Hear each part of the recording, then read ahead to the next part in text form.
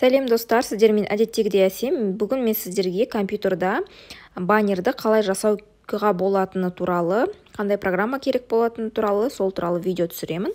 Сондықтан менің осы видеомды соңына дейін көріп, өздеріңізге түртіп отырыңыздар, размерлерін, ширинасын, высотасын бәрін белгілеп отырыңыздар.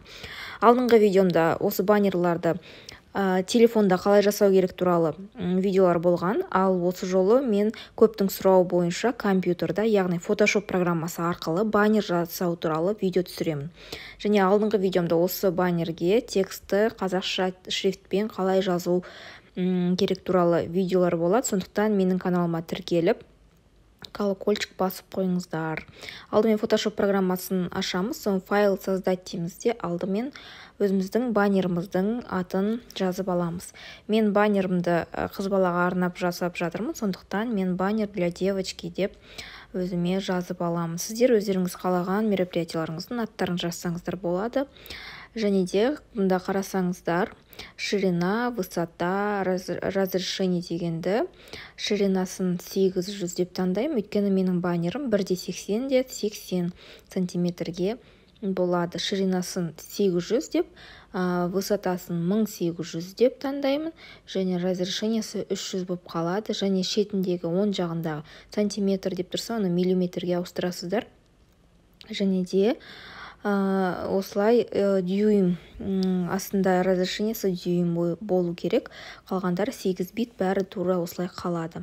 Содан кейін алдын ала дайындап алған осы картинкаларымызды, клипарттарымызды қоямыз. Мен қызымға арналған баннер болғандықтан осылай әдемі фонды осылай таңдадым. Осы фондарды қайдан алуға болады деген сұрақтарыңыз болса, комментарияға жазып кетіңіздер, сол туралы арнайы видео түсіретін боламын алдыңғы уақытта.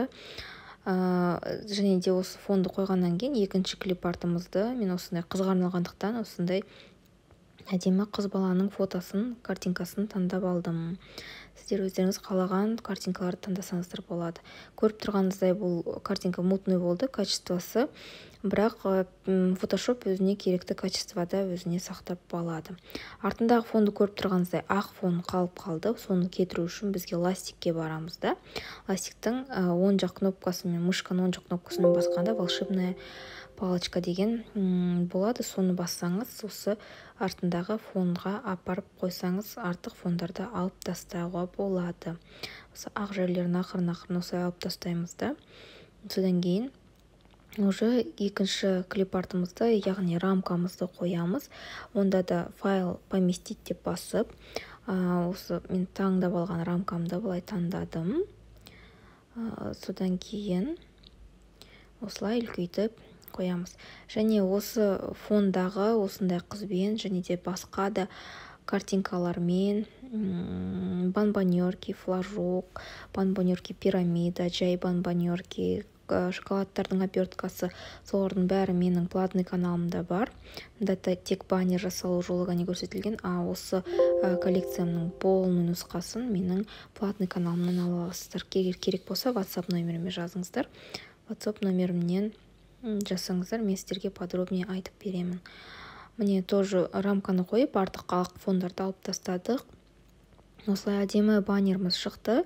Енді осы баннерді сақтаймыз. Сақтағанда мұнда файл сохранить как деп басамыз. Файл сохранить как деп басқанда өзімізге керекті форматта сақтаймыз. Мұнда PNG форматты немесе JPEG форматында сақтауға болады. Маған PNG форматында сақтаған ыңғайлы, сондықтан мен PNG форматын таңдаймын.